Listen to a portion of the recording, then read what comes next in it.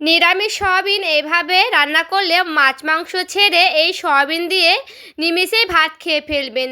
খেতে হবে দুর্দান্ত টেস্টি। নমস্কার বন্ধুরা, অমৃতায়নী কুকিং চ্যানেলে সবাইকে স্বাগত জানিয়ে আবারও হাজির হয়েছি। তো যে সকল বন্ধুরা ইউটিউব চ্যানেল থেকে দেখছেন তারা প্লিজ চ্যানেলটাকে সাবস্ক্রাইব করে আমার পাশে থাকবেন, আর যারা ফেসবুক থেকে দেখছেন তারা পেজটাকে ফলো করে রাখবেন। আর স্কিপ না করে পুরো রেসিপিটি দেখার রইল, লাইক দিয়ে ভিডিওটি দেখা শুরু করবেন। তো চলো রেসিপিটি শেয়ার করা যাক। এখানে দেখুন নিয়ে নিয়েছি সয়াবিন, আর সয়াবিন কিন্তু আমি পরিমাণ মতো নিয়ে নিয়েছি। তো চলুন এই সয়াবিনগুলোকে আমি হালকা করে ভাপ দিয়ে নেব। দেখুন আমি কড়াই বসে নিয়েছি, কড়াই দিয়ে দিচ্ছি জল। এখানে দেখুন জলটা আমার গরম হয়ে গেছে, এরপরে দিয়ে দিচ্ছি সয়াবিনগুলো। এরপরে সয়াবিনটা আমি খুব ভালো করে একটু নাড়াচাড়া করে নিচ্ছি। আর এখানে একটু ভালো করে সয়াবিনটাকে আমি সেদ্ধ করে নেব। হালকা যখন গরম হয়ে গেছে সয়াবিনটা, আমি এরপরে ঢেলে রেখে দেব। পরে দেখুন আমি সয়াবিনগুলোকে নিয়ে চলে এসেছি আর জলগুলোকে একেবারে চিপে নিয়েছি। দেখুন এখানে কিন্তু সয়াবিনে আর জল নাই, তবুও কিন্তু থাকে, যেহেতু আমি অনেকবারই চিপেছি। এরপরে আমি এই সয়াবিনের ওপরে দিয়ে দিচ্ছি অল্প পরিমাণে লবণ, দিয়ে দিচ্ছি অল্প পরিমাণে হলুদের গুঁড়া, কাশ্মীরি লঙ্কার গুঁড়া। এখানে আমি টক দই নিয়েছি, তো অল্প করে আমি এইভাবে ফাটিয়ে নিচ্ছি, মানে সামান্য একটু ফাটিয়ে নিলাম। এরপরে এখান থেকে আমি 1 চামচের মতো দিয়ে দিচ্ছি টক দই। বাকিগুলো রান্নার কাজে ব্যবহার করব। এবারে সবগুলোকে দিয়ে খুব সুন্দর করে দেখুন এইভাবে আমি মাখিয়ে নিচ্ছি। আর এই টক দইটা দেওয়ার কারণে সয়াবিনটা খেতে কিন্তু দুর্দান্ত লাগবে। যারা সয়াবিন পছন্দ করেন না তারাও কিন্তু এইভাবে রান্না করে দেখবেন, খেতে কিন্তু খুবই ভালো লাগে। আর এখানে আমার সয়াবিনটা কিন্তু খুব ভালো করে মাখানো হয়ে গেল। এরপরে দেখুন কড়াইটা পরিষ্কার করে নিয়ে চলে এসেছি, দিয়ে দিচ্ছি কড়াইয়ে সরিষার তেল। দেখুন দিয়ে দিচ্ছি কালো জিরা।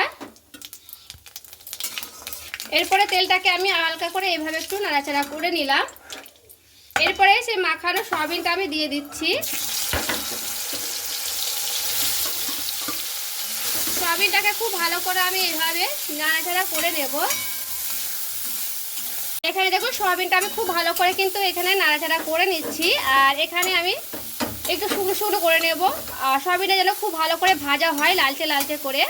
তো এইভাবে একটু ভেজে নিতে হবে, এতে করে একটা কাঁচা গন্ধ থাকে সয়াবিনের, সেটা কিন্তু আর লাগে না। যারা পছন্দ করেন না সয়াবিনের কাঁচা গন্ধটা, তারা কিন্তু একটু ভালো করে ভেজে নেবেন। আর অনেকে কিন্তু খেতে পছন্দ করে সয়াবিন, তো আমি এইভাবে কিন্তু ভেজে নিচ্ছি। এখানে দেখুন আমার খুব ভালো করে কিন্তু ভাজানো হয়ে গেছে, এইভাবে কিন্তু ভেজে নিলে হয়ে যাবে। তো এটাকে আমি নামিয়ে নিচ্ছি। তো এখানে দেখুন নিয়েছি জিরে, আর নিয়েছি 4টের মতো লঙ্কা, আর নিয়েছি এখানে আদা। তো এইগুলো আমি শিলপাটাতে বেটে নিচ্ছি, তারপরে ফিরে আসছি। আর এখানে দেখুন জিরে আর আদাটা আমি বেটে নিয়ে চলে এসেছি। আজকে শিলপাটার মশলা বেটে আজকে সয়াবিনটা রান্না করব দুর্দান্ত করে। দেখুন কড়াইটাকে একটু ভালো করে ধুয়ে নিয়ে চলে এলাম। পরে দিয়ে দিচ্ছি সরিষার তেল রান্না করার জন্য, দিয়ে দিচ্ছি শুকনো লঙ্কা। দেখুন তেলটা কিন্তু আমার খুব ভালো একটা গরম হয়ে যায়নি, এরকমই অবস্থায় কিন্তু আমি এখানে যে আমি শিলপাটা বেটে নিয়েছি জিরে আর আদা, সেটা আমি দিয়ে দিচ্ছি। এরপরে আদা আর জিরেটাকে খুব ভালো করে তেলের সঙ্গে এইভাবে আমি নাড়াচাড়া করে নিচ্ছি। তেলটা অতিরিক্ত গরম হয়ে গেলে তেলটা কিন্তু উড়ে যায়, মানে মশলা দেওয়ার কারণে দেখবেন তেলগুলো একেবারে কিন্তু খুবই মানে কেমন হয়ে যায়। তার জন্য আমি একটু কাঁচা থাকতে দিয়ে দিলাম মশলাটা, আদা আর জিরেটা। এখানে আমি নিয়েছি টমেটো পেস্ট, আর কটা দিয়েছিলাম লঙ্কা। টমেটো পেস্টটা দিয়ে একটু ভালো করে নাড়াচাড়া করে নিলাম। আর এখানে লাগবে লবণ, পরিমাণ মতো লবণটা দিয়ে দিচ্ছি। দিয়ে দিচ্ছি হলুদের গুঁড়া, দিয়ে দিচ্ছি লঙ্কার গুঁড়া। খুব ভালো করে মশলাটা আমি এইভাবে কষে নিচ্ছি।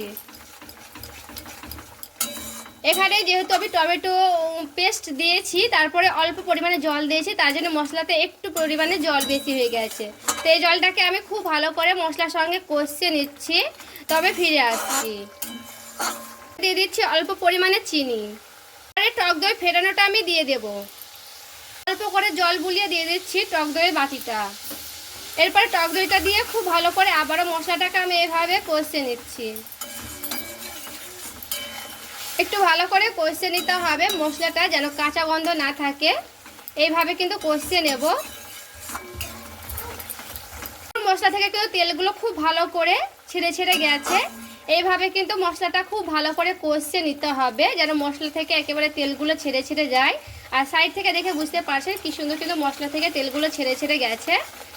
এরপরে আমি এখানে দিয়ে দিচ্ছি সে সয়াবিনগুলো। সয়াবিনটা দিয়ে খুব ভালো করে এখানে আমি মশলাটার সঙ্গে কষে নিচ্ছি। আর শিলপাটায় বেটে মশলা দিয়ে কিন্তু দারুণ লাগে খেতে যে কোনো রেসিপি বন্ধুরা। তো এরপরে মশলাটা দিয়ে খুব ভালো করে সয়াবিনটা আমি দেখুন এইভাবে নাড়াচাড়া করে নেব।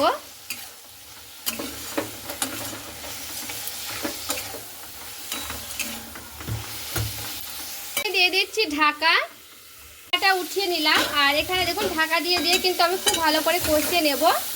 এতে করে সয়াবিনটা মানে ভেতর থেকে মশলাটা কিন্তু ঢুকে যাবে। আর একেবারে সয়াবিনটা কিন্তু খুব ভালোভাবে কিন্তু কষানো হয়ে যাবে। তো এখানে আমার খুব ভালো করে কিন্তু কষতে হবে সয়াবিনটাকে।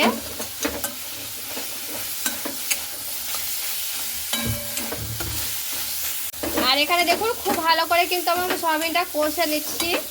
আর এখানে প্রায় আমার কষানো কিন্তু হয়ে গেছে, দেখে বুঝতে পারছেন।